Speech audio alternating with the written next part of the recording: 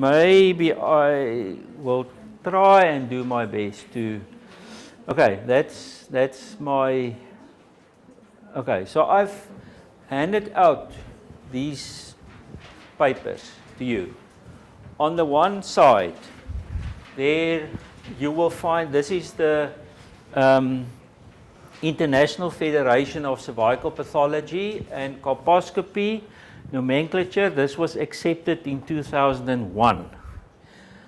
What I like about it is that it teaches you a systematic way of doing a colposcopy and looking at the cervix. So maybe we can just spend a little bit of time there. So there are basic definitions. And remember, the squamocolumnar junction and the transformation zone is not the same thing. Okay. There are usually two squamocolumnar junctions. The original one, which is situated on, and I'll show you a picture now of that, and then the new one, which is situated between the endocervix and the ectocervix. And then you need to decide whether you can see all of that, and you need to decide whether your colposcopy is adequate or not. Adequate or not doesn't mean whether you see the whole of the transformation zone. It means whether you can see the cervix. If it's obscured by mucus or by blood or whatever, it's inadequate. Okay, so that old terminology of complete or incomplete, that's gone out. Okay. Then you look at normal colposcopic findings, as Jenny told you, which I'm not going to bore you with, the things that you can look for. But again, describe the type of transformation zone that you see, because that will also help you to decide how you are going to treat this patient. Obviously, if it's a type 1 transformation zone with everything sitting on the ectocervix, you don't have to cut your leads that deep. Whereas if it's a type 3 zone with a lesion going into the endocervix, then you need to make sure that you get some of that endocervix out. Then you have to cut deeper there. Okay. Then you look at your abnormal colposcopic findings, and you must look where you see the lesions. Is it inside or outside the transformation zone? Those inside the transformation zone, they make you worry more. Those outside, they make you worry less. Okay.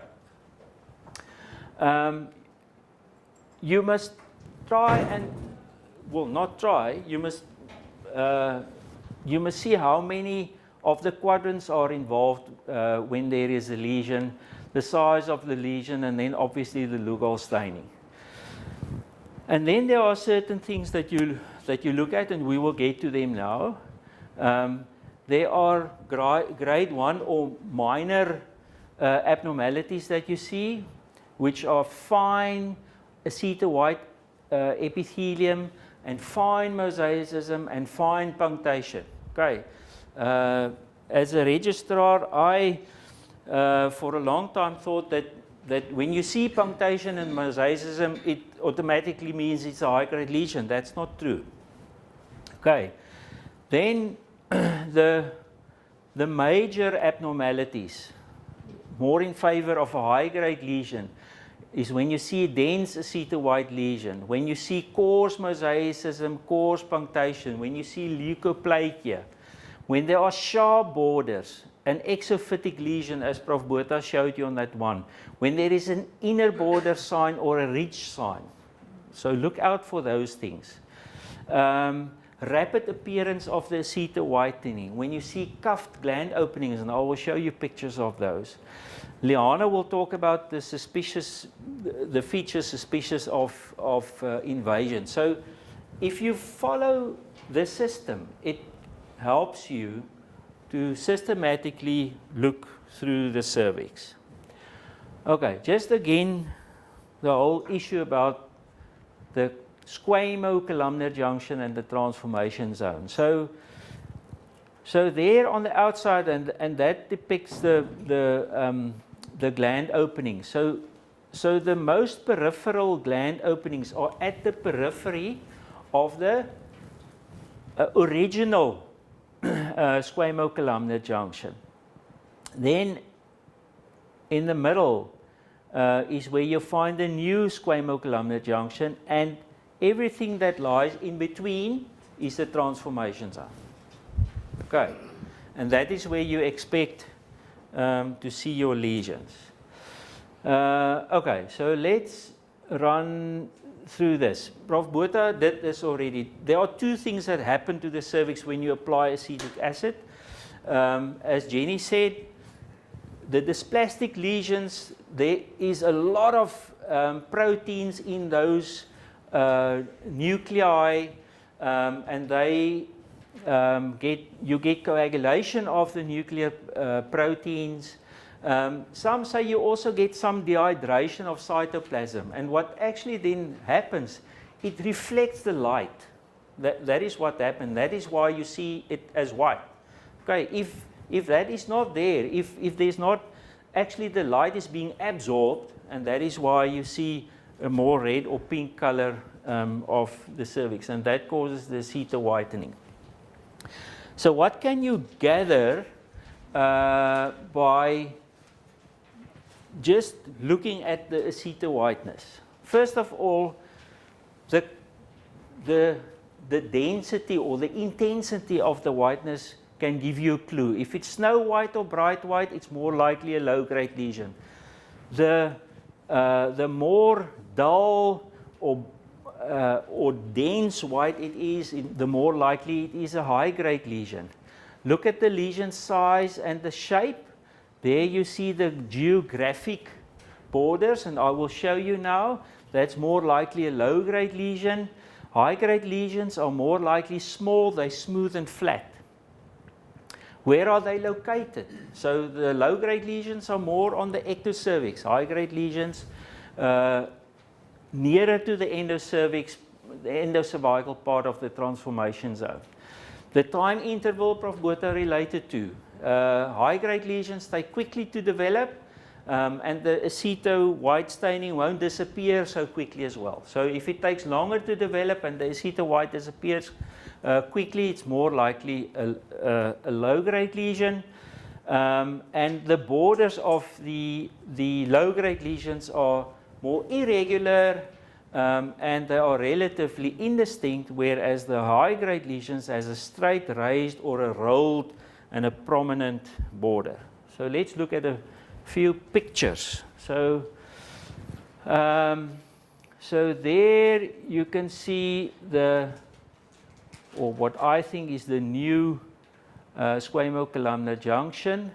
So here you can see peripheral located lesions, geographic borders, and it is a light aceto white lesion. Who wants to? Is there anyone that wants to volunteer? Again, there you can see the new squamocolumnar junction. There you can see some gland openings there as well. So all of this is transformation zone still. These lesions are most probably outside of the transformation zone. You can see that those clear geographic borders, and it actually the borders fade into the ectocervix. Okay, here we can see a border within. So there is an aceto white lesion. What is on the periphery is less dense white. So this is most likely a low-grade part of this lesion with an internal border, and then closer to the new squamocolumnar junction, you see this more dense white lesion, more likely a high-grade lesion. Okay, we will get to the punctation. Here, I think most of you might feel that this is a high-grade lesion, which it's not. When you see this cerebriform type of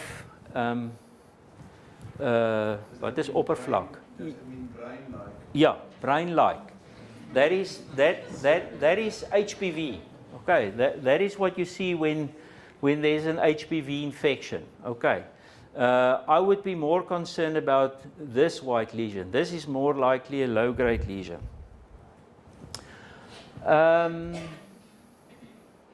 Okay, again here the same. You can see and think of a papilloma virus. It almost forms like papillae. No, you can see this this surface. I think most of us, if we see this, we will be a little bit concerned. It's a raised lesion. It almost looks a little bit exophytic. Lots of abnormal vessels. So if this was before application of anything, I think when you see this, you might be a little bit concerned. But the moment you apply acetic acid to it, now you see its true colors. And this is only an HPV infection. Okay. Again, this is what I would call a type 3 transformation zone. A circumferential and fairly dense acetowhite lesion. This would be highly. That must all come out. Yeah. No, I'm going to ask you to show us that other picture again with the wide yellow that Jenny showed. I'll show you. I see that all the time. And I All feel of- like I'm basically going to do a cold and code. No, you can remember that the peripheral part of the lesion, you don't have to cut deep. So I will do a decent sweep centrally, because as Prof. Botha showed you, the area that you're concerned about is in the middle where the glands go deeper. But on the periphery, you don't have to cut deep. You don't have to destroy all of that cervix. You can superficially remove that lesion. Okay, posterior lip of the cervix. Again, fairly dense acetowhite lesion here in the middle, but on the periphery, more again this geographic border. Here you can almost see like the rolled edges, nah? And the more straight edge. You don't see that geographic border there. And this picture you've already seen, so I'm not going to show that. So, yep. So go back to the previous picture. Yeah. White at the top. So will you maybe do a legs in the middle and do a separate removal of that? Yeah. So I will. Your legs loop will probably be only enough to remove that with your primary sweep. But then you can use a very shallow just to remove that. But because to leave that, you're just going to have an abnormal smear when she has a repeat smear a year later. So the rolled edges, this is what it looks like under the microscope. Here you can see the endocervix. This is full thickness dysplasia and causing that rolled edges. I think you can appreciate that. Okay, leukoplakia is something that you see without applying acetic acid. It should worry you because it is often related or associated to high-grade lesion. Under the microscope, you see hyperkeratosis. It might only be a reactive change because of something irritating the cervix, but as I said, it might be associated with a lesion. And if you see it, biopsy it. And this you will see when you put in the speculum, something that we don't do, which we actually should do. The first thing after you've inserted the speculum is just to use an ordinary saline cotton ball swab to just dab the cervix and first have a look at the cervix before you apply the acetic acid. Okay, and this is what the leukoplakia looks like. All right, so that's the one part of what we see. We see acetowhiteness, but then we also see vascular changes, which are either punctation and or mosaicism. So where does the punctation come from? What is it? These blood vessels, remember in the normal cervix, blood vessels, they stop at the stroma. They don't penetrate into the epithelium. But when you have a dysplastic lesion or epithelium, there's a lot of proliferation of cells within. Okay, so that's the epithelium. You've got cell proliferation, and accompanied with that, there is some angiogenesis, and these blood vessels then penetrate into the epithelium, and that is what you observe when you see these little blood vessels end on, and they appear as punctation. As this process further develops with more angiogenesis, these blood vessels get larger in size, so the dots appear bigger. At the same time, there is proliferation of cells in the epithelium. Né?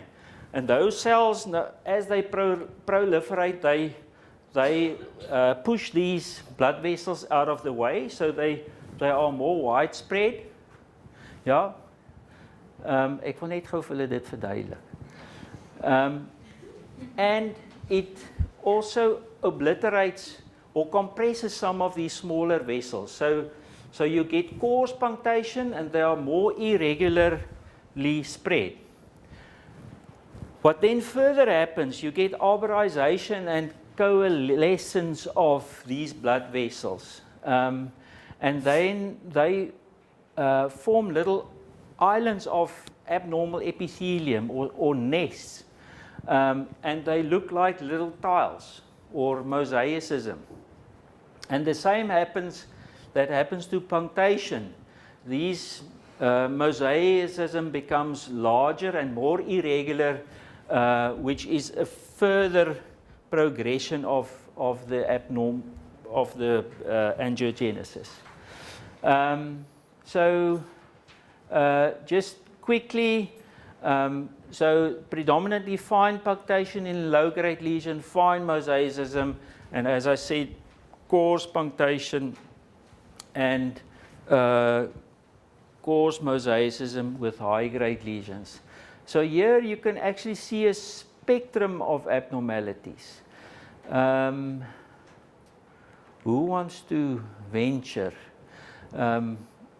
So there is more fine punctation. Here you can see it becomes more coarse, and here even more, and you can almost see as if this punctation is going over into forming small little mosaics there.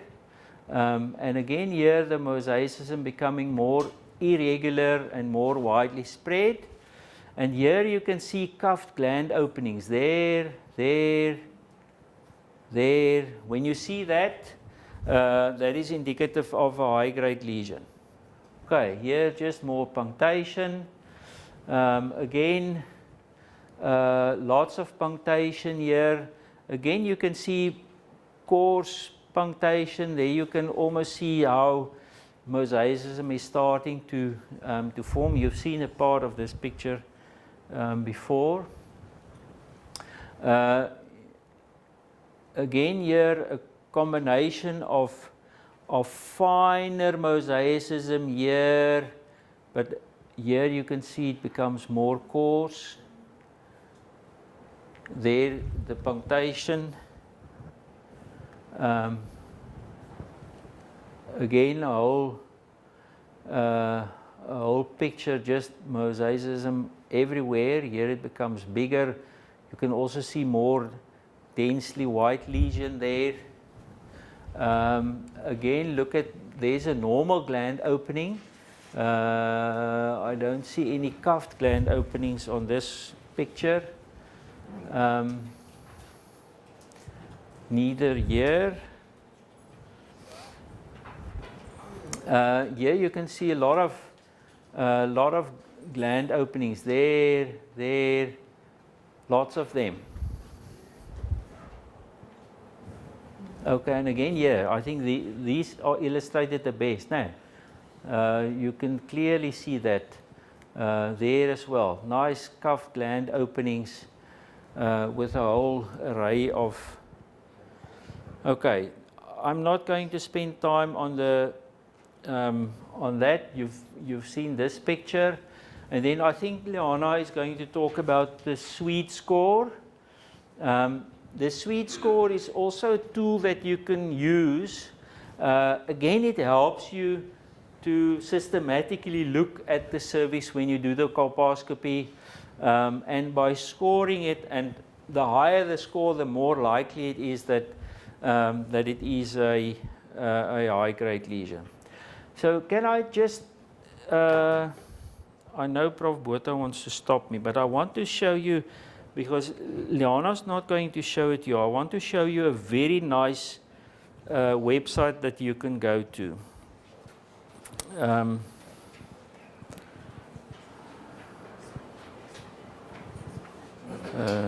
Sorry.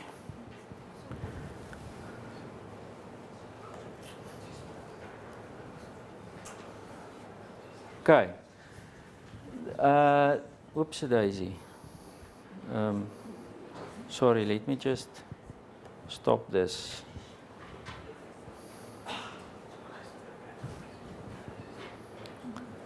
And then go to this. Okay. This is IARC, in that International Agency for Research on Cancer, have this website with the Atlas of Colposcopy. There you can see a drop-down menu. It learns you how to do colposcopy, and you can go and play with it. It gives you a lot of information of how to do colposcopy, all of these things that you're supposed to learn this afternoon. And then there are cases where you can go and look at high-grade cases. Oh, come on.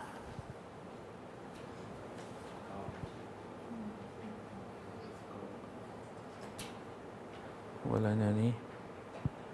Okay, you can go and do that at home, but there are lots of cases where they show you pictures, and they also use that international whatever score, where they go through that for every case that they do. So please go to that website. If you want the website address, I will give that to you.